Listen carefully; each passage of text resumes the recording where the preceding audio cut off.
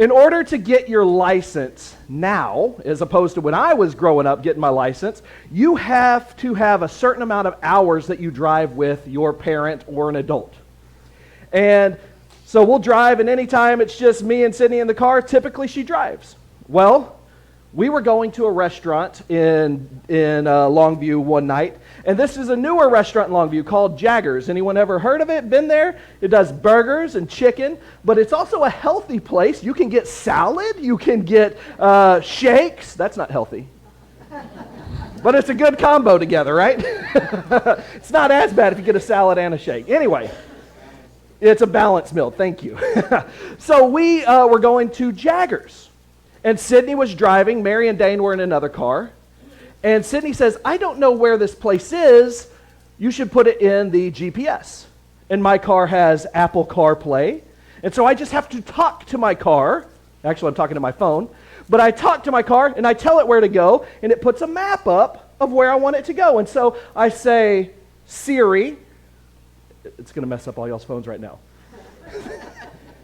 Navigate to Jaggers. And then Siri says something that I did not care for. She says, navigating to Jaguars Club. Okay, more people know about Jaguars Club than should be. I said, no, Siri. Not Jaguars Club. Navigate to Jaggers. Proceeding to Jaguars Club. I said, no. I go and cancel it by hand this time. Navigate to Jaggers. If you don't know what Jaguars Club is, it's an adult club that I do not want me and my 15-year-old daughter going to.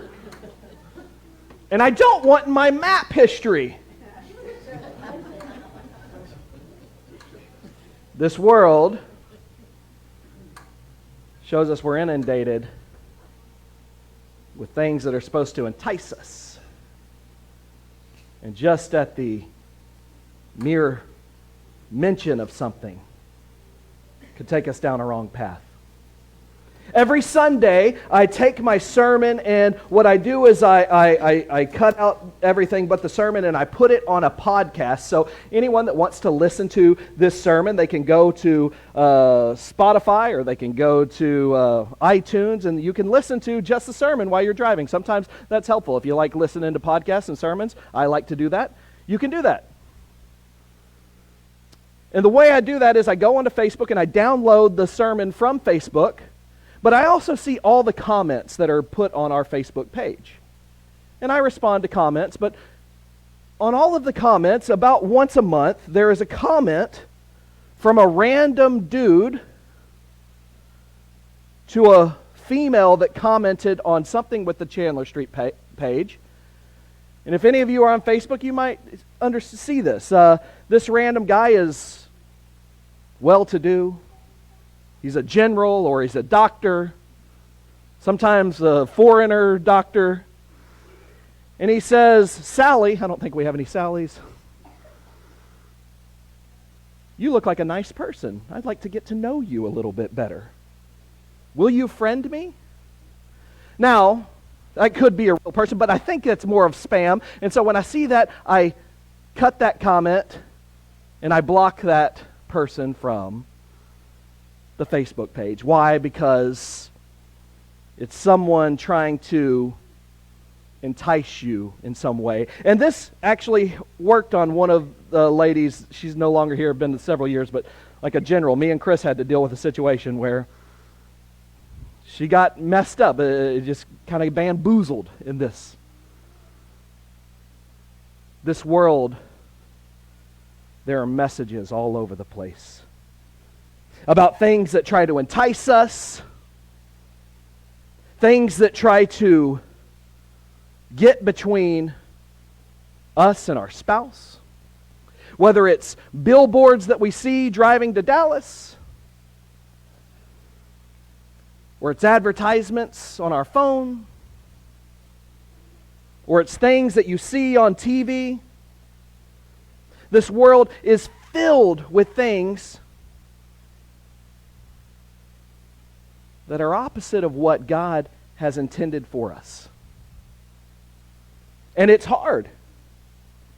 Social media has algorithms that get the information that God tries to keep out of our lives straight to you.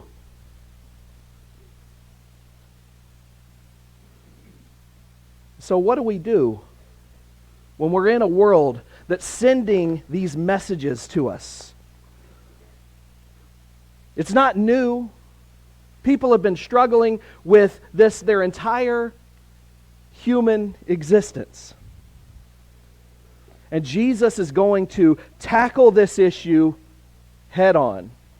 Last week he talked about the probably the most egregious thing you could do. And that would be to murder somebody. And today he's going to talk about adultery. In Matthew chapter 5, verse 27. It says, "You have heard that it was said, 'You shall not commit adultery.' But I tell you that anyone who looks at a woman lustfully has already committed adultery with her in his heart." Last week we talked about this most heinous sin of murder. And Jesus tells us that murder, it doesn't just happen out of the blue typically. Murder is something that is going on in someone's heart. It's anger that's in someone's heart. And so Jesus says if we want to solve these murders, if we want to stop this problem, people need to fix what's going on in their heart. And now he talks about this idea of adultery. And he's saying, if we want to fix this, what needs to happen is not as much the issue that happened, but it's what's going on in the heart that leads to this.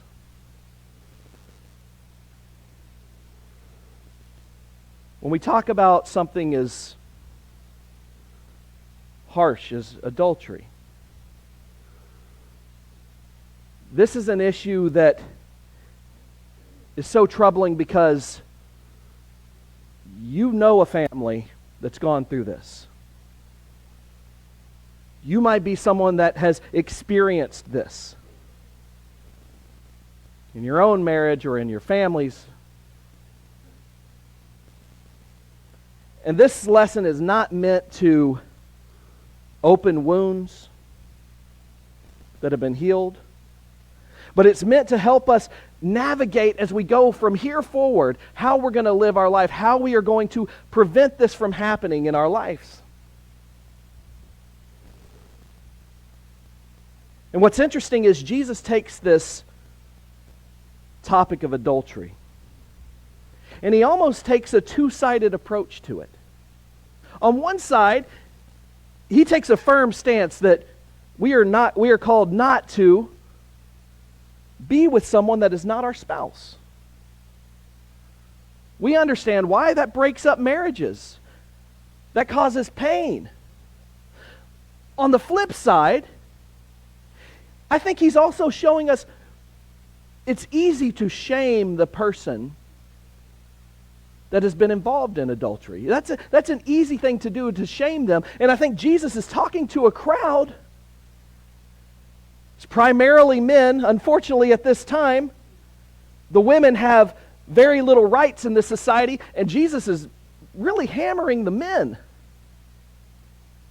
making them understand that they play not just a little role, a huge role in what's going on in this. And he's saying, before you start shaming this person, ultimately see what's going on in your own heart. This is a big issue that hurts families. But it's also something that everyone that struggles with their heart is going to face.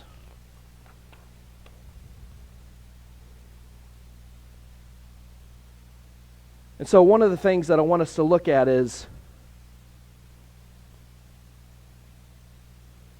what Jesus is talking about here. When he talks about lust, that's a word that seems pretty graphic to us.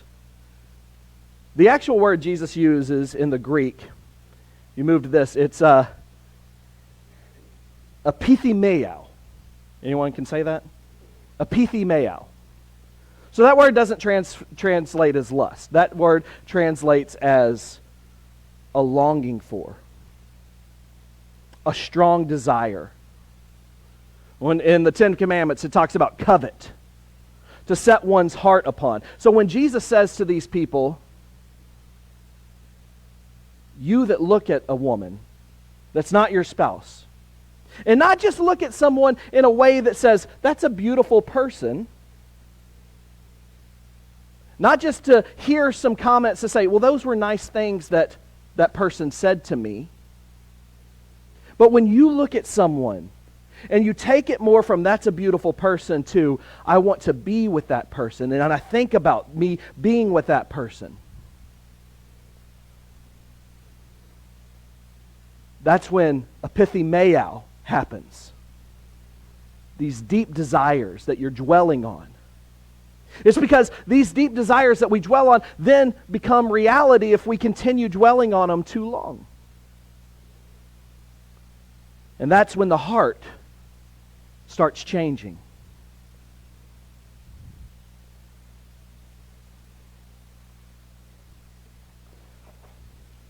Several years ago, I was reading a book called His Needs, Her Needs. And this is a book that Willard Harley writes. And it's written to help marriages. And in this book, Willard talks about the first thing he starts off, he says that everyone in this world has this thing called a love bank that's built within them. It is not a physical thing, it is a psychological thing. But one of the things that he talks about is what happens with this love bank is in your life, you deal with lots of people. And people will deposit coins or whatever, concepts into your love bank. When they say kind things to you, when they do nice things to you. And so their balance starts going up in your life. And then there are people that withdraw from your bank. And the more withdrawals that people make as opposed to deposits, then you either start to have good thoughts about them or negative thoughts about them, right? Well, what happens in a marriage is sometimes we deposit lots of good things into each other's banks.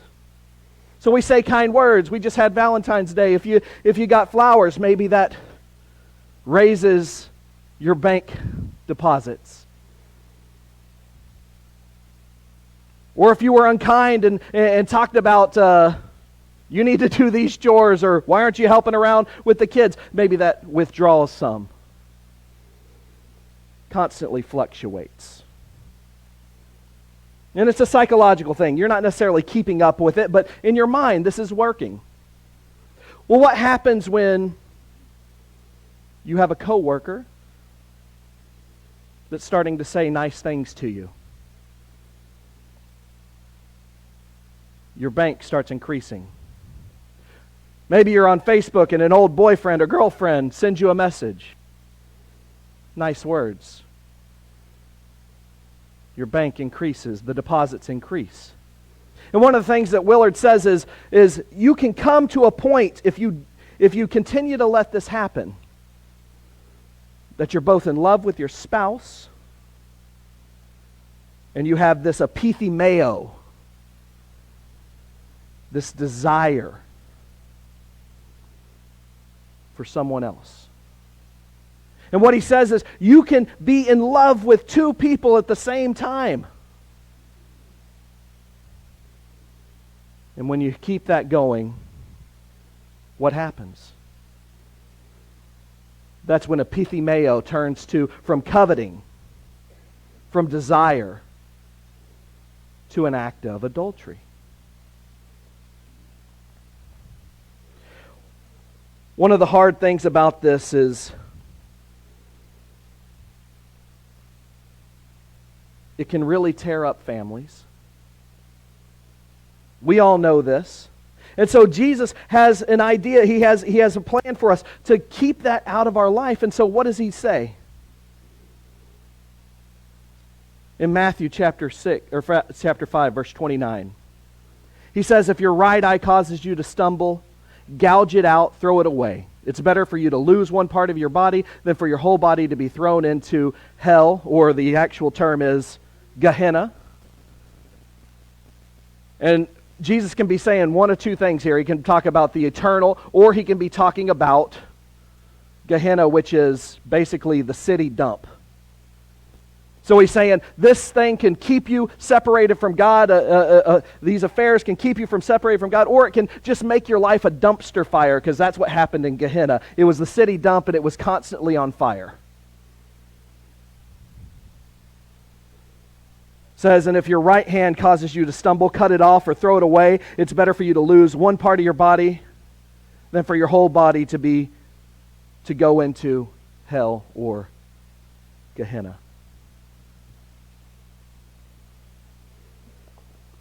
So what's Jesus saying here? Those are pretty graphic comments, right? If your right eye causes you to sin, gouge it out. Is Jesus being literal? I don't think there are any Bible scholars that are going to say, or there's probably some, obviously, but you're not going to see people saying that Jesus is being literal here. And the reason why is because this week I was at a retreat with the youth group, and I lost a contact in the middle of the night, Friday night. And so all day yesterday I was looking with one good eye and one real fuzzy eye. And guess what happens? The fuzzy eye compensates for the good eye, right? No. Good eye compensates for the fuzzy eye. And so everything was pretty clear. Well, if your right eye is causing you to sin, guess what?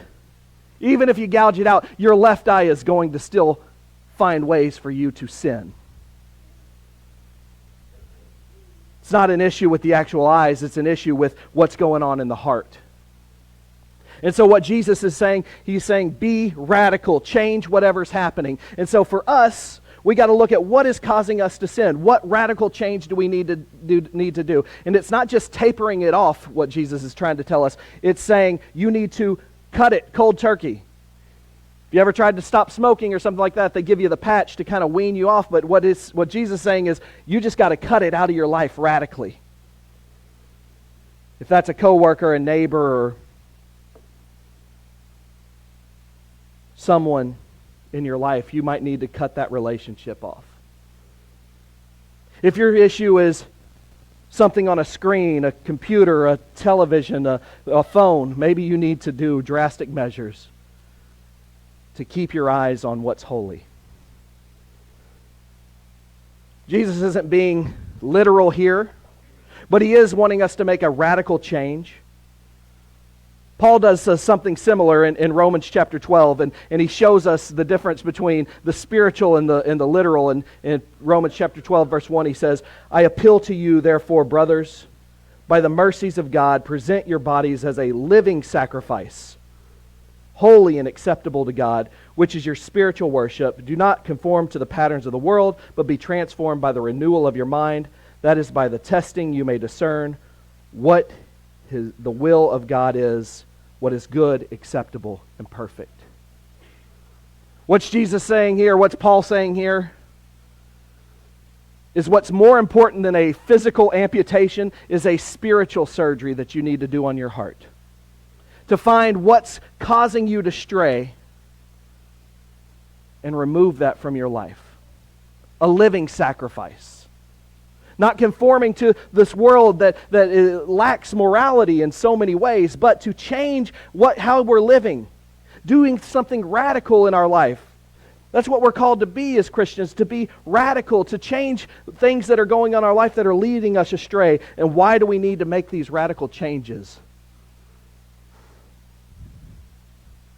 Because something like this, epithymeo, coveting someone else that is not my spouse,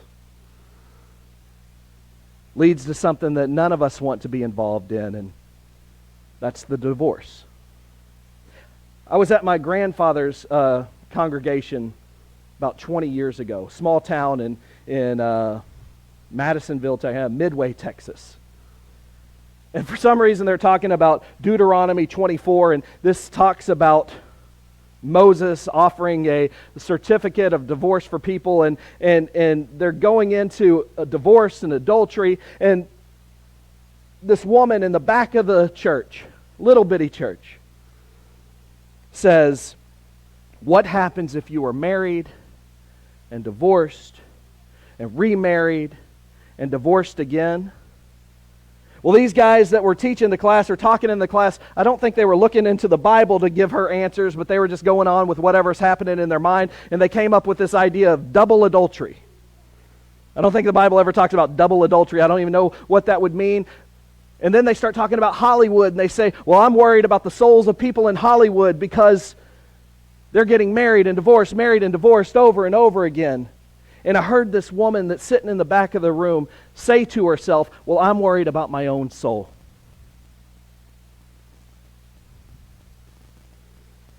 And this is a heavy topic.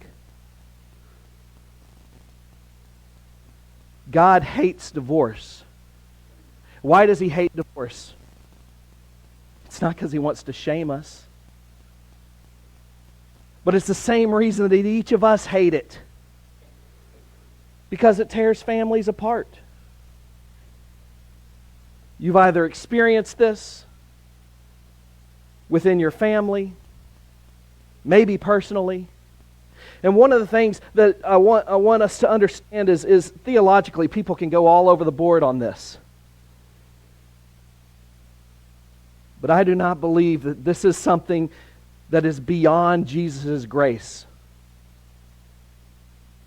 Those that have gone through something that's torn their family, does God want this? No, this is not what God planned. But God has grace and forgiveness, and this isn't the one thing that God cannot forgive. There is forgiveness, there's consequences, and there's hard times.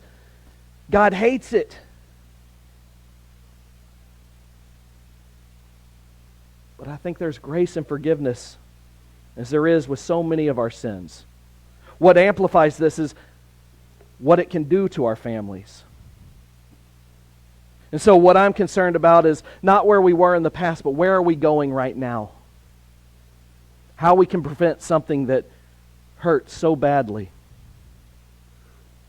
Jesus says in Matthew chapter 5, verse 31, it's been said, anyone who divorces his wife must give her a certificate of divorce, but I tell you that anyone who divorces his wife except for sexual immorality makes her a victim of adultery, and anyone who marries a divorced woman commits adultery. When we go back to what Jesus is saying, He'll expound upon this in other areas of Scripture. But it was never God's plan for any of us to be separated after we've been married. If you go to Mark, Jesus is going to talk more about this, and He'll go all the way into what God planned for His spouse, for man and woman. On the inside of my ring, y'all can't see this, but it has something that Mary inscribed for me, and it says, I am your helper. And we got that when we went to a couples Bible class. Our preacher, who is now with the Lord, Forey Grove, he told us from the beginning of time, this is what God planned. He planned for a man to be united with a woman, and they to work together. They were called to work together to help each other in the tough times and the good times. To bring forth a family, to repopulate this world. This is the beauty that God created, and yet man's hard heart struggles with the commitments that they keep. And women's hard heart can struggle with the commitments we keep. And we talked last week about anger, and how anger gets bigger and bigger and turns into revenge instead of reconciliation. And I think there is no question that Jesus puts this heavy topic right after anger and lust. Because when we lust for someone that is not our spouse, that can tear up a marriage. When we refuse to seek reconciliation when we're angry, that tears up marriages. So why does God even allow for a certificate of divorce? What did he say in Mark chapter 10, verse 2? It says, some Pharisees came and tested him by asking, is it lawful for a man to divorce his wife? What did Moses command you? He replied. They said, Moses permitted a man to write a certificate of divorce and send her away. And what's going on at this time? There are two major rules of thought. There are two rabbis that are teaching two different things on divorce. One is Rabbi Hillel, and he is saying that you can divorce your spouse for anything. If you don't like her cooking, you don't like her cleaning, you can divorce her. Now, the women have no rights under this society. And then there was Rabbi Shammai that says, no, something egregious must have happened to you for you to get this divorce. And so they're asking Jesus, why? What gives us grounds to get this? And Jesus is letting them know this is not how God ever intended it. What does Jesus say in verse 5? He says, it's because your hearts were hard that Moses wrote you this law. God doesn't look and say, well, you can get rid of your spouse for this or this or this. No, it was because your hearts were hard that Moses did this. This was never God's plan. And one of the things God does with this divorce is it was kind to women because it allowed them to be freed from their spouse and remarry. But it also came with something where it says that if you remarried and then you can't take your wife back after she's been remarried. Why did God allow this law? Because he doesn't want people just hastily casting their wives away. He's given them freedom to find someone to take care of them. But that never was God's intention. He says, because your hearts were hard, Moses wrote you this law. But Jesus goes back to the Edenic law. This is the law that God created in the Garden of Eden, the perfect law. He says, but at the beginning of creation, God made them male and female. For this reason, man will leave his father and mother and be united to his wife, and the two will become one flesh, and they will no longer be two, but one flesh. Therefore, what God has joined together, let no one separate.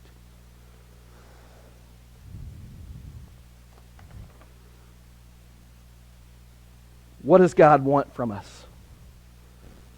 He wants our hearts not to be hardened. He wants us to seek reconciliation. He understands there are some things that happen that are so egregious that we can't get beyond. But family is important. It's one of the most important things that God gives us in this world. That's what the church is. The church is a family. God doesn't want to see a family broken up, a church that's broken up. He doesn't want to see a wife that's broken up. He doesn't want to see kids that are torn apart from their families. God wants us to work together.